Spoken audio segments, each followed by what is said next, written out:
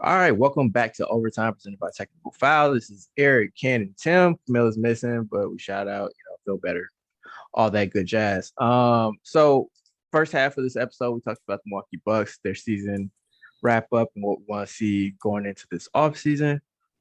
Next up, we have the other favorite team on this show, at least for now. He ain't looking at me. The Los Angeles Lakers. Talk about a real team. Tomatoes. All right. Do you really want to talk about the Lakers? Hey, we here. So let's do it. So similar to what I asked Tim about the Bucks, how do you feel about this season? Did you feel it was a disappointment or a success? Oh, absolute disappointment. I don't think you can get even more disappointed this season because it was high hopes. We just won a chip, bro. In 2020, bro. Look what time does, bro. That was a year and a half ago. Yes, and we didn't even smell the playoffs. Sniffed them up. Jesus, you even scratched a bit. That's Exactly. not a year. That's 2.5 years ago. My bad. Yeah. So, absolutely. Wait, no. Wait, that was a year and a half ago. Yeah, it was a year and a half. Yes. Yeah, it was a year and a half ago. But yeah, we had like 3 champions in 2.5 years. Crazy. Anyway, talk about it. Oh yeah, but yeah, it was an absolute disappointment, man. Just high hopes. It all started in the offseason, bro. Like we was like, okay, what we gonna do? We had all these names that we could be picking up, and we, I thought we was gonna get a boy from the Kings, but Hill. I thought we was gonna get Hill. I was like, okay, cool, that'll work. And then, literally out of the blue, like Westbrook name came out of nowhere, and then it was like LeBron and AD recruited him. Like, what? Like, where did that come from? They probably done deleted that all them stories off the internet now. Like, dude did the little Men in Black. Like. But yeah, dude. That. Oh yeah, Men in Black. No. I'm saying like that was LeBron. Like y'all don't remember that. Well, nobody recruiting Westbrook. But yeah, dude, I tried to make it make sense, bro. Like the entire time, I was like, you know what? I'm gonna trust it. I trust in Rob. I trust in Bron. Like I trust in the system. Like it don't look like it's gonna work, but it's gonna work. And it never worked. It progressively got worse and worse. Injuries like destroyed from jump. Like I don't think we had our entire team the entire season. I don't think so. And we didn't. No, we didn't. We haven't had. I mean, unless you want to say Kendrick Nunn was, yeah, that was the missing piece. But yeah, no. But yeah, we didn't I would say, yeah, because like I kind of blame the disjointedness on the reason why the Bucks, if you want to say underachieved, like that was why, because they were kind of disjointed. Mm-hmm. But at least with the Bucks, it felt like, you could see how it's successful. Like you could see their pathway to a championship, which was, at various times, different combinations played really well. They just never got the whole collection together at the right time. Yeah. With the Lakers, like even when they had most of the team together, like it didn't seem like they understood how to play with one another. They definitely didn't have enough defense No. at any point this season. Even if AD was like, peak AD on defense, like he wouldn't have been able to do anything with the other pieces that they had on that team. So I think it was just a bad mix from Jump Street. And we were Westbrook joint. Yeah, we was one of the best defensive teams in the league. Mm-hmm. They completely went away from what made them successful, which was defense, LeBron, and shooters. You know what I mean? Like, they got rid of all their shooters, they got rid of all their defense, and then you got Westbrook and Carmelo. Hey, it ain't Melo. Melo did his thing. Melo did what Melo do. The defense. He's definitely that's what I'm saying. He's part of the problem. Like I said, they got rid of their defenders and they got rid of their shooting. Getting rid of their shooting, they replaced that with Westbrook. Getting rid of their defense, they replaced that with Carmelo. Like, yeah, you're right. Yeah. And then like I have never been so stressed like watching basketball than I was this year. Like watching Westbrook play is like every night. Like I stay up every night and watch my Lakers, bro. Yeah, hoping and wishing, like, yeah, man, we gonna get the L. I mean, we gonna get the dub. And then it's Freudian slip for that. Exactly. Man, taking L. Westbrook just so wild, bro. Like this man, he has to do a line or something, bro. Before, like, it's just ridiculous. Why would you say such a thing? Allegedly. But dude, his energy, like dude, it's like slow the fuck down, bro. Slow down. Let the offense at least attempt to like work through the offense, bro.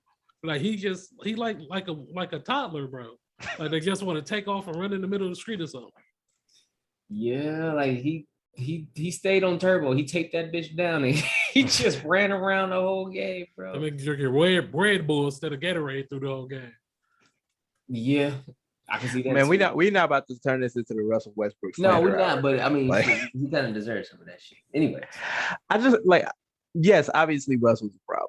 Like, obviously he didn't fit. He knows he didn't fit. They know he didn't fit. It sounds like they know that he's not going to fit anywhere else, so they might be stuck with him for another year. Mike. Well, I did see a report come out that they were asking prospective like coaching hires like to give them game plans, including Westbrook. So it seems like they're kind of playing, like, obviously they'll try to trade him, but they seem to understand that they're going to be stuck together for another year. So, yeah, like, it's clear it didn't work. And like my optimistic side before the season said, these are great players. These are 3 future Hall of Famers, great players, figure it out. They find a way to make it work. Mm-hmm. I could not have been more wrong. Like, they could not find a way to make it work. I think part of that is Westbrook's stubbornness. Like, he is who he is, and he's going to be who he's going to be regardless. Like, I thought, LeBron could be like, that might have been the forceful personality that could finally make Westbrook be like, okay, I'm going to chill. I'm going to take a back seat. Didn't happen. Like, this is a man that had peak ascending Kevin Durant on his team, was like, I got this. So I guess I shouldn't be surprised that he did the same thing on LeBron James. But like, I think the Lakers' issues were much deeper than just Westbrook. So I hate that it's just like, oh, it was Westbrook. He was the problem. No, it's like, no, it's definitely that just ignores like the whole laundry list of other things that they did wrong in putting this team together. Mm-hmm. Starting from, allowing LeBron to just kind of, or LeBron and Clutch to kind of run their front office. Like, they outsourced free agency to Clutch essentially, which, I get like making your stars happy, but like there has to be some type of pushback. Like, a good general manager knows how to not only like acquire talent, but also manage the talent that you have on the team. Mm-hmm. Rob Pelinka don't do that. Jeannie Buss doesn't do that. Like, we have stars, we empower our stars. This is a star-driven organization. It's like, okay, well, sometimes you get, the KCPs of the world, and sometimes you get Kendrick Nunn. Like, it happens. Nunn was supposed to be pretty nice. Like, we was kind of surprised when they grabbed him. Like, oh shit, they grabbed Kendrick Nunn. Okay. Like, I mean, they were just like grabbing names over the offseason. It's like this, like when it happened, like, it was like, okay, that's a good name. Like, Malik Monk comes along. It's like, oh, that's a good, he got some potential. He was.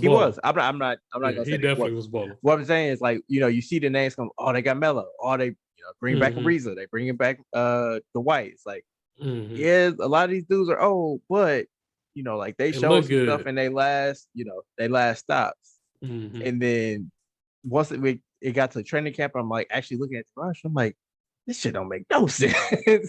So it's like, like I get it. Like they were again, like it was similar to the Bucks thing where it's like they're hamstrung by like literally how much money they can spend. Like they don't really have the mechanisms in place to bring in more talent. They don't have any picks to make trades. Nope. Like they don't have any. Like the cupboard is completely bare. So you just got to hit Boy. on those role players, and they rolls damn near snake eyes on everybody. They talking So about trading hopefully picks there's for 5 better. years now. No, Huh? they talking about trading the pick 5 years from now. That's all they got. They do have a standing offer on the table with Houston if they're ready to take it for Wall, but they got to give up some draft compensation. So that seems to be the point of contention at this point. That 2027 looking real nice, bro. Again, you better off just keeping Westbrook. Exactly, do that shit. Yeah. So Westbrook is one scapegoat, but the other one already got let go, and that was Frank Vogel. Do you feel like it was time to move on from Frank, or do you think he got kind of a raw deal? Yeah, I feel like Frank definitely got thrown under the bus. He was the major scapegoat. Like, oh, it didn't work, so it's all his fault. He can only coach with what he's given. This man did not put this team together this way. It had nothing to do with what you expect. Like, literally, what do you? First of all, Frank Vogel is a defensive coach, right? Mm-hmm. Where the defense at? How? What you want me? You just said y'all was a good defensive team. No, that was a year ago. Yeah. When they had good defensive players. Well, we had the players, but now it's like where the defense at? Rob and them looked at Vogel like he was Jesus, like, turn water into wine, like, feed the masses with a loaf of bread. Like, they're like, make it work, fam. Like, He like, I ain't got no defenders. Like, hey, you a good defense coach. You should be able to coach them up. Better make one. You better make one. What Smokey Mama saying Friday? You better make it work. Mm-hmm. Yeah. But yeah, though, he definitely got thrown under the bus, and he just won us a chip. Like we was just talking about with Coach Bud. Like, this man just won a championship, man. Like I don't know, that's just dirty. And then it all comes back, man. Like I've said it before. It's like LeBron not taking accountability, bro. Just be like, yo, it's on me. I'm the star. I'm LeBron. Like, this is on me. And I would definitely respect him for that, man. If he did it, but he's never going to do it. But this is all his fault. Yeah, LeBron one of them dudes like, well, I did my job. Mm-hmm. So he feel like, he did what he had to do. I got my 27-7-7. I did what I did. I was in the MVP talks. Even though, like, he does try to step outside of his job a lot. Like, when things go well, but, like, when things go bad, it's like, hey, I ain't the GM, fam. I ain't the coach. Like, I just play here. Yeah, bro. It was tough, bro. I felt bad for you. I'm not gonna hold you. As much shit as I talked about, I did feel bad for the Lakers. I felt like they should have. One, they should have pulled that trigger on that Russ trade at the trade deadline for the Wall. Because I mean, what's funny is they salaries is what, damn near the same. They both make about 47 million a year each. The thing, like if it's a 1-for-1 swap, like it's just like we'll give you Wall, you give us Russ. Like, sure, do it just to see like if a different player type is gonna like give you different results. But like if you got to give up things to take on a player that is more injury prone and at this point worse, like I'm not doing that. Like just for the sake of it, like no. So like I don't begrudge the Lakers for just like holding with what they had. Like just hope that Russ plays better and that he meshes. They figure it out. But like John Wall ain't gonna change anything. Like he's a marginally better shooter, but not enough to where it makes a difference. No. And he's just as bad of a defender. And he needs the ball in his hands more than Russ even. So he dribble. John Wall was really but he was more of a pass first point guard too. Like he really He was, more but you got LeBron James on your team. Like you don't need a pass first point guard. You need like somebody that's gonna shoot or score. Like you need more of a unique Kyrie. Like that's the perfect point guard for LeBron. Yeah. So Facts. Oh, Kyrie was good, man. obviously you're not getting Kyrie. I'm just saying Yeah, I like know. that type where it's like they not really looking to like run the show. They looking Mhm. to Let me get get these buckets. buckets. Yeah, we get these buckets real quick. So what we're in the off season now. Y'all don't really have no cap space. Y'all really ain't got no moves to make. Who do you want to resign? Monk for sure. I think he don't price himself out. Yeah, I wouldn't do it. This man was balling the entire season. I'm not sure about Reeves, about Austin. I'm not sure if So he's under contract or not. I can pull it up. Okay. The only person, like honestly, will be Monk that we really need to bring back, and then Austin Reeves too. Like them, the only two that I know for sure that we need to bring them back. But ain't nothing. It all starts with AD too now at this point. Like if we get a healthy AD, then we can figure out. Like I'm at the point now where nothing was working. Like even if we had to shop around AD to see what's out there and see what we can get at this point. I'm curious to investigate that a little bit more. But before we do, I just want to point out who the Lakers have under contract because that's going to be easier than going through all these damn free agents.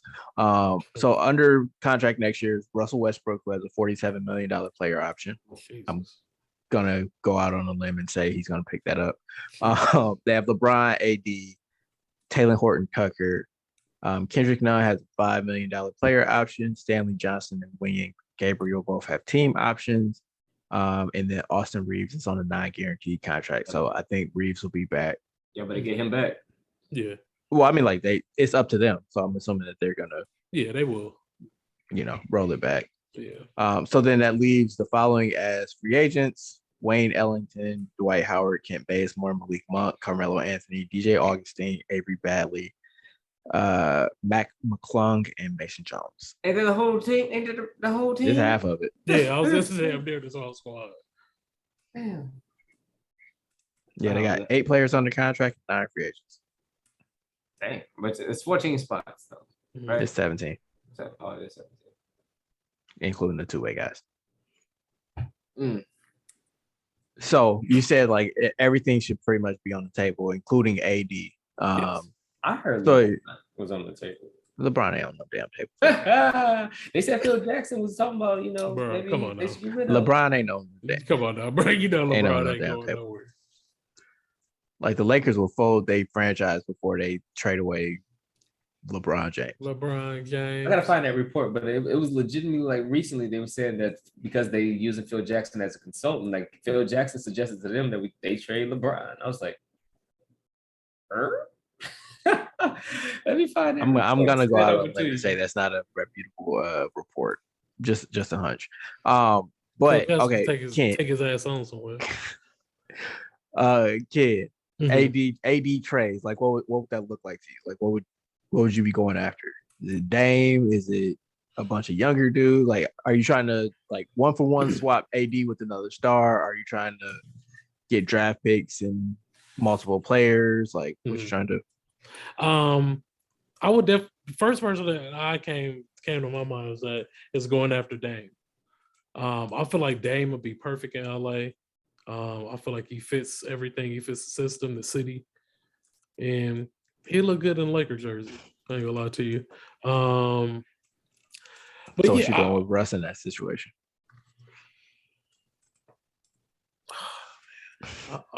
Like he even got his jersey number. Like there's no way Russ and Dame are playing on the same team. I'm mad because I guess that quick I forgot that. Damn, we still got Russ. That's why I was just like, damn, I really forgot we still got this, bro. I got something. I got something that Phil joint. What? I got it from Yahoo. I got it from USA Today. I got it from NBC Sports. It says Phil Jackson reportedly wants the Lakers to be traded, and it's from Bill Plaschke, even though Plaschke said he does not have anything on the record to back up his statement. He's just saying that's what he's heard. And all of these other outlets have also been running with the same thing. So it all came from Bill Plaschke. Yeah. Okay. Well then, you don't think that's. Hey, this is playing on the LA based network, so they can tell you how to feel about Bill Plaschke off the record conversations. That's all I'm saying. Anyway, AD trades. I think if they want them, I mean, that's where they gonna get most of their value at. Honestly, like if they really want to get something back in order for them to one, free up some cap space, two, get some assets back that will be actually like decent assets, the best option that they probably do have and reasonable would be AD, because don't nobody want Russ in his contract. Like if he's making 20 million less, it'd be a hell of a lot easier to move. But nobody taking on that 50 million damn near. Nobody wants that. Just eight. Yeah. Let me throw something at you, Ken. I like Aiden. See if you said Aiden. Yeah. You ain't getting I wouldn't mind that. What's for thinking?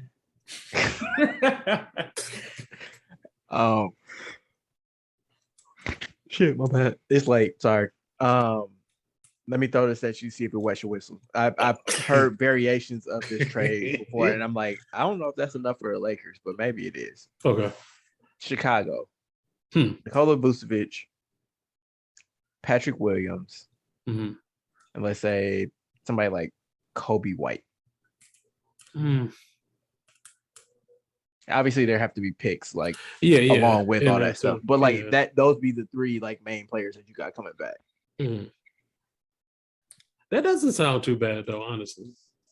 But I don't know if that's because again, like then you're turning AD, who's when healthy, a bona fide superstar. You're turning him into three good players, like legitimately good players. Yeah. And they, if you want to swap out Kobe White for Alex Caruso, like just somebody like along those lines, like that gives you three rotation pieces, including like Vucevic, who's a former All-Star, Patrick Williams, who has as much potential as probably any young wing in the league, and then a guard who can either shoot or defend in Caruso or Kobe White. Like I think that's a good start, but again, like I feel like you giving up a superstar, albeit one who's damaged goods to an extent. Like I just like, are you better off just hoping that AD is healthy? Yeah, and that honestly, like I said, it doesn't sound that bad, but in that case, if I had to choose out of those three players, I would just roll the dice on AD being healthy. To me, because I don't want to do that trade, and then as soon as AD MVP candidate or some shit like that. Like, it's a possibility. Yeah, that's what I'm saying. Like, then he just rejuvenates his entire career. Can you imagine Chicago though? Like if that's the trade, so then you got AD, you still got Rose, you still got Levine, presumably. You got Lonzo, who apparently like they're really concerned about his knee. I did see that. But again, if healthy, like that'd be ugly. That's squat. Yeah. The Bucks fan in me is like, nah, y'all can keep that. Like to the point that we discussed, I'm not worried about anything. We got Giannis, but like I just don't want to have to deal with that. I got time to deal with that shit. So I mean, I guess we went over. Well, Tim went over LeBron James potentially getting traded. We went over AD potentially getting traded. Russ, I guess we all feel like can't be traded, but if he could be, like, what would be like the worst return that you would be like, all right, fine, just do it. The worst return. Would you say? I guess like how low is your bar to be like, oh, that's fine. Like we got Russ off the team, so like it was worth taking back. Because Russ still was getting triple doubles. He still produced. So that's why it's like hard to be like, what would I like the John? I don't know. Like the John Wall trade, I think I will be more comfortable with that trade than anything else. Even though John Wall, it's a different John Wall. And then that's personal bias a little bit too, because I've always been a John Wall fan. But I feel like he need the ball too much. Now I'm shopping it in my head. I'm just like, no, I don't like that either. Like when the season ended, or maybe it was like after the trade deadline, like I did see some talk about like Russ going to Charlotte, and I wasn't sure like why Charlotte would be interested in that other than like Michael Jordan, just like Russell Westbrook. But like I did see some Charlotte fans saying like Gordon Hayward is always hurt. Like that be they get out of jail free card essentially with that. Like Russ is expiring. They only have a year of Russ. Maybe he, before this year, he's always been known as a great teammate. Everybody loves him, aside from KD. So like, I mean, I guess like, would it be worth taking the risk on Gordon Hayward? I think he still has like 2 or 3 years left on his deal. And again, like he's gotten hurt the last 2 years, but like when he plays, he's good. That's what I'm saying. When he's actually on the court, like he's really good. But then that gives you like a second worst AD. Like, like really though. Because like the likelihood is like both of them are gonna miss significant time, and then you have like, what is that? 40, let's say 40 for AD, 30 for like $70 million. Potentially that you have off the court, and it's just LeBron and a bunch of nobodies again. So, like that's the risk that you're taking. Like, but hey, it could work, and y'all can win title. It's a lot of wishing and hoping, B. So if you could just like wave a magic wand, because like we have, what do we have? We got about 2 minutes left. If you could wave like a magic wand and go back to draft day and do everything over again, like obviously you wouldn't do the Russ trade, but like, would you just like stand pat, just be like, just run back with Kuzma, run back with KCP? I definitely would have. I definitely say run it back. Because everybody that we look at, like literally everyone that we've gotten rid of, like has been balling. Caruso, Ingram, Jordan Clarkson, like literally, like every Randall, like everybody, like that young Larry Nance. Larry Nance. And I said that we gave up on Randall a year too early. And I said that when we gave up on him, and then a year or two later, it was like, look what he left y'all. Yeah, exactly. So really quick, because we got about 30 seconds left. Who do you want to be the coach? Just give me a name. Fizdale is our assistant coach. Bump him up to head coach since we can't find no one else, and I'll be fine with that, honestly. Maybe Fizdale wasn't a bad coach. Yeah. Interesting. All right. Well, that concludes another episode of Overtime presented by Technical Foul. I am the Eric J. You can catch me on Twitter at Bucks Burner. That is your world champion 2021. NBA champion Milwaukee Bucks Burner on Twitter. And that is all that you get. God dang right, bro. Oh shit. Y'all want to sign off or no? Oh yes, we everyday underscore gentleman. Jesus Christ, it's late, man. Can't hear just say bye. Just say bye. Twitter, Snapchat. Deuces. Tim Kings 3. Give it to me.